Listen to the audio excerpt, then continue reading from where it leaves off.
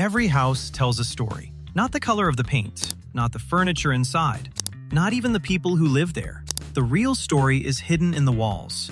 What they're made of, how they're assembled, and most importantly, how long they're expected to survive.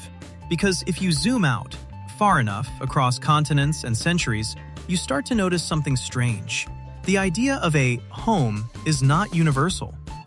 Welcome to Ordinary Things, Deep History, where the most ordinary parts of life quietly carry the weight of decisions made hundreds of years ago. And today's story is about something you probably never questioned. Why do some countries build homes that last 500 years, while others build homes that barely last a lifetime? Across much of Europe, the standard home is built from brick, stone, or concrete.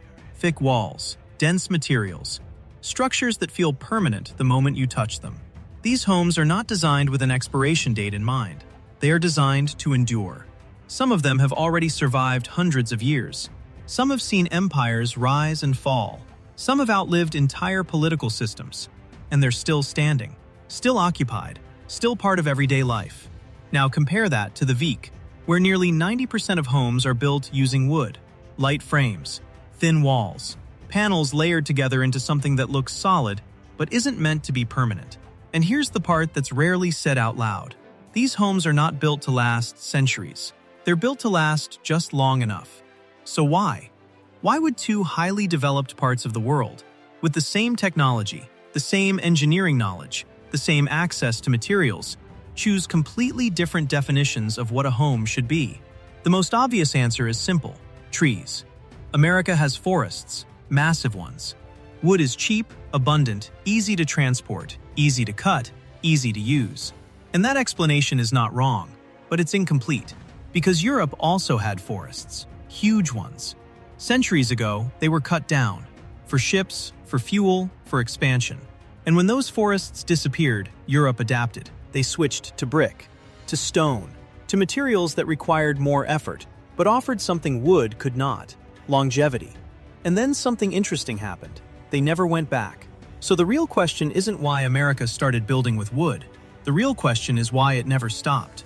To understand that, you have to step away from construction and think about systems. Because what you're looking at isn't just a difference in materials, it's a difference in momentum, a concept economists call path dependence. Path dependence means that once a system starts moving in a certain direction, it becomes very hard to change course. Not because better options don't exist, but because everything around that system has adapted to support it. Think about it.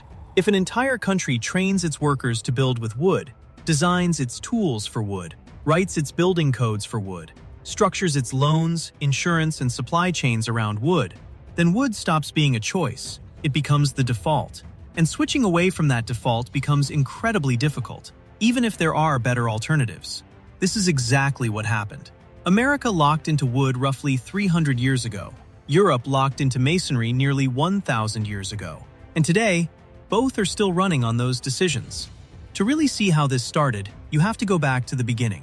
17th century North America. Imagine arriving on a continent covered in forest. Not scattered trees, but dense, towering ecosystems stretching across millions of acres. Pine, oak, maple, cedar. Wood wasn't something you had to search for. It was everywhere. And when you needed to build shelter, you didn't need a supply chain. You didn't need specialized labor. You needed an axe. So naturally, early settlers built with wood, not because it was the best material, but because it was the easiest. And then came industrialization. And that's where this decision stopped being temporary and became permanent. In the 1800s, the United States developed a construction method called balloon framing. It changed everything. Instead of relying on skilled craftsmen, houses could now be built using standardized pieces of lumber and mass-produced nails. No stone cutting, no brick firing, no years of training, just assembly. A small team could build an entire house quickly, days instead of months, weeks instead of years, and speed became the defining feature of American housing. Meanwhile, Europe was on a completely different path. By the time America was industrializing wood construction, Europe had already adapted to a world without abundant timber. Wood had become expensive, sometimes scarce. So construction shifted toward materials that were harder to work with, but easier to sustain long-term. Brick, stone, mortar. These materials required planning, skill, patience. You couldn't just tear down a wall and rebuild it quickly, so buildings were designed to last. Over time, this became embedded in the system. Masons trained for years. Techniques improved over generations. Cities grew with the assumption that buildings were permanent. Homes weren't just shelters, they were inheritances. And once both regions built their systems around these materials, everything else followed. In the first time, wood construction became the foundation of everything. Builders specialized in it. Tools were optimized for it. Supply chains made it cheap and accessible. Banks financed it easily. Insurance companies modeled risk around it. Even building codes evolved to support it. In Europe, the same thing happened, but with masonry. Brick and stone became the standard. Buyers expected it. Banks valued it. Insurance trusted it. Regulations enforced it. And once those systems were in place, switching became incredibly difficult. Because changing materials isn't just about construction. It means retraining workers, rebuilding supply chains, rewriting regulations, changing financial models.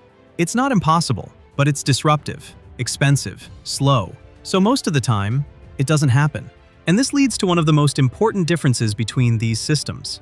America optimized for speed. Europe optimized for permanence. In the United States, a house can be framed in days. Construction is fast. Labor is cheaper. Costs are lower up front. In Europe, building takes longer.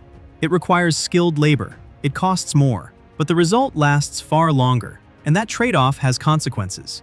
Wood burns. And in the United States, hundreds of thousands of residential fires occur every year. Thousands of lives lost. Billions in damage. In countries like where masonry dominates, fire spreads less easily. Structures resist ignition. Outcomes are different. Storms tell a similar story. When hurricanes hit American coastlines, wood-framed homes often fail. Walls collapse. Roofs tear off. Structures break apart. Concrete and masonry homes, built under stricter standards, are far more likely to survive. Then there are pests, termites, an invisible cost built into wood construction. Billions of dollars in damage every year. Brick doesn't have that problem because there's nothing to eat. And wildfires, perhaps the clearest example.